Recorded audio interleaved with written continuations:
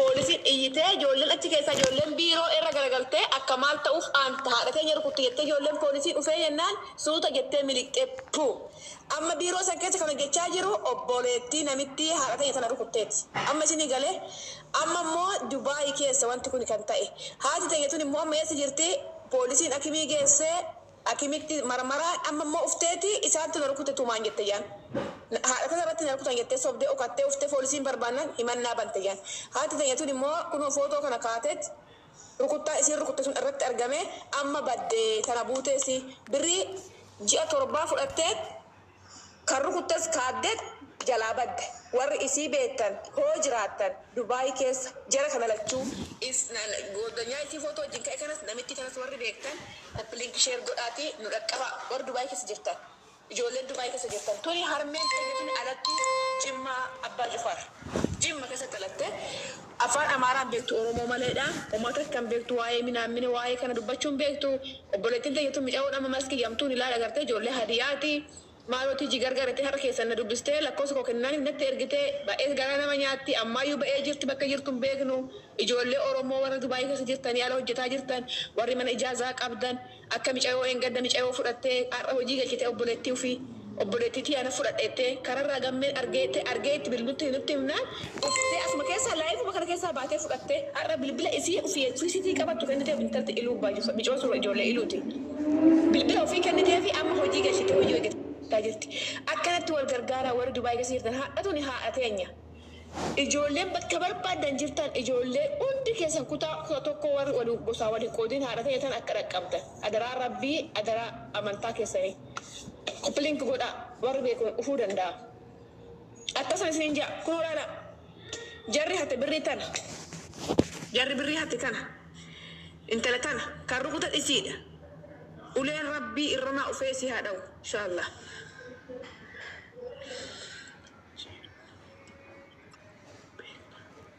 Abdullahi mila kosto ko barre single chashi. So beji na dhugaa Rabbii sin arrabsa beeki. Arraba ko hin beektaatini.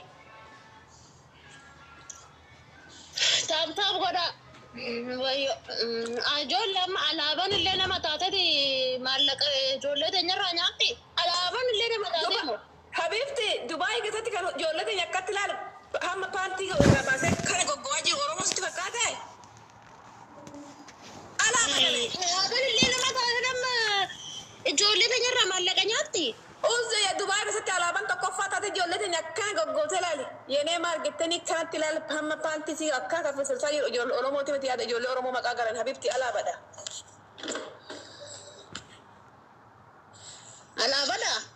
Alaabadha kan daabboo intalli takka alaabarraa ijoolleen lama alaabaa tokkorraa ulfooftee misirri alaabaan tun biyya san keessatti hirree horatteerti. Alaabadha kan duraatii miti dhiira tokkorraa ulfaan biyya san keessatti. Wannoolee alaabaa sanuu Dubaayii natti dhageeme Itoophiyaa keessatti hin beeku dhugaa Rabbii. Maalidha alaabaa jecha? Rabbi alaabaa isaanii waliin qabin inshaallah. Eenyu nutti bilbilamu yaa Yesuus koo? Mee fachu naman galcha. Rabboon isaan hin qabin. Raammoo isaanitti amen. Maata abbeeyyii bokkana boochisu yaa abbee. Abdullaa ta'e jettee bigalcha. Waan gara siin jirtu dhugaa Rabbiin beeku waan lubbuu gara siin jirtu gara ta'e jaanii beeku. Alaabaan garame alaabaan garame alaabaa sanuun beeku garame alaabaan. Alaabaan eessa garame elmaattan beekan alaabbaamaan isaanii. Alaabuma sanuun beeku. Gara wanuudhaanis karaa arsina geelletin. Arsina geelletin deemu. Maqadas minoo national mala awwal yesti ande. Samanee irraa birra 25. Akkam nagaa. Jirta abboleessa koo Dubaayii kaa abboleessa koo.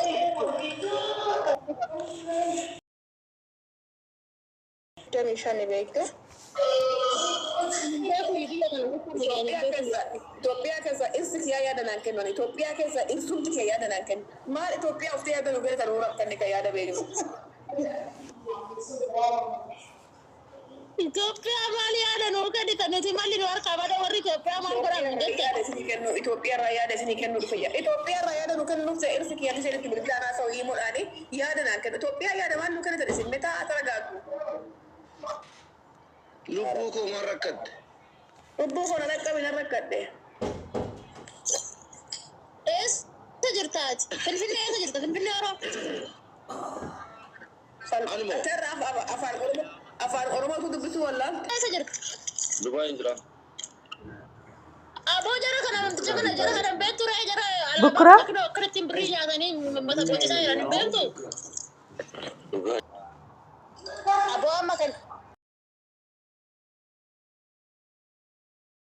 iyyaa fi ijoollee Oromoo dhugaa alaabaan illee nu nyaatti kan dhiirri Oromoo.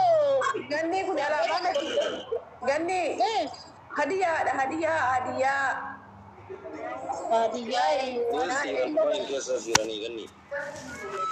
isin lachuu abiddaa jafayoon nu fuutaaree maal fayoo nu hundummoo nu lachuu irsa qabna waan si ajaa'ibu nu fuutaa Itoophiyaa keessaa fuudhi nu fuudhin deem qolqolee Iguunatti leerumtuu. kan najjeesoo ta'uu fi kan najiraaqisoo ta'uun beeku lubbuu kosomoon kan ibsa baay'een qaba maashaallah naa jedhi Dhugaa maashaallah garuu tonatti hirumtee natti tola dhugaa. maal kan kee kan biyyaatti daddasa Maalli sadiira raafatteer taate. kan kee kan biyyaatti daddamoo yaada addaa wayinnaa qabda lubbuu Sadiira raafatteer raafiti fiigi gaafadhu sadiira raafatteer taadhiin moo sadiira raafatteer. ishii keessa kaayinaan jeessi ban erga lakkoofsi kennaa kenniti dhugaa ijoolleen oromoo Dubaay keessa jiran ijoollee baay'eedhaa warra beenu irratti suuraa kana wajjin rakkina ishii kana karaa keessaa ibsinee fi too'ii qabamuu qabu maaliif birrii ishiitis nyaatu birrii ishii nyaatanii immoo maaliif deemu nama jabaa nama amma kana ga'u odoo har'aanas ta'e sis odoo ta'e ammanuma kanaafiyyuu warri armee keenya kanatti taphate kun qabamuu qabu bakka jiranitti footoo isaanii iskiriishuut godhannee too'ii miidiyaa qabnu irratti maxxansinee iyyaafachuu qabna barbaaduu qabna qabamuu qabu dhugaa dubbachuudhaaf taanaan maal abbaa ishiitiif Haala. keenya silaa kan oromoo bakka hundattuu rakkinuma waan hundaafuu akkasii hin jenne dhugaa Isaatu lama beera keessaa bahi goota tokko ganni walaa dhageenyadha tokko eenyu akka ta'e hin beeku. Dubbatume okay yaada qabu waa dubbatu dhugaa isaa dubbataa Dhimma haadhoo kanaa, dhimma haramee kanaa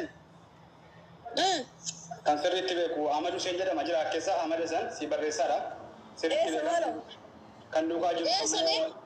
Kunoo keessa jira kan mana yaalaa keessee kan waa hunda si harkaa qabu isaa hin beekan. okay ati eenyu dibbannaatu mee fooloo nu deebisi bannaatu mee fooloo nu deebisi eenyudhaati kun keessa badeemoo Kunoo si deebisee. lakkoota qabarreessimee ana jedhiitu fooloo si deebisa. heeganni isaa dubbataa jira eenyu Ahmed. Anda betul tak? Yo semua barreessera. Ahmad Hassan. Ahmad Hassan aywa si arga dibbanaan teessas inna lillahi eessas ni mucaalkees Ahmad fooloo si godheera biti. Mucaa yoo sirrii jirti waan ta'eef sirriitti beekan haati harmeen keenya kun. Akkam goonore Ahmad amma asirraa baanee viidiyoo hojjennu fa anillee dalagaa deemuu dhaaboo hedda. Oi dura mee Ahmad galchina dura Ahmad galchina oi Yaada kaafadhuuti yaada isaa dhaggeeffadhuuti Ahmad irraa waan jiru. Sana booda Ahmad fooloo qabu kan seensiftoota isaa itti argaan jira barindile. kunoon an galchaa oi Ali Ahmad yamoo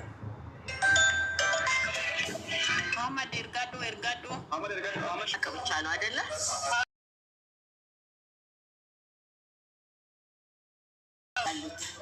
እሷም እየደወለች ነው። ስለዚህ እኛ እሷም ሌላ ነገር ውስጥ እንድንገባ አንፈልግም። እኛ ከእሷ ጸብ የለንም። እኔ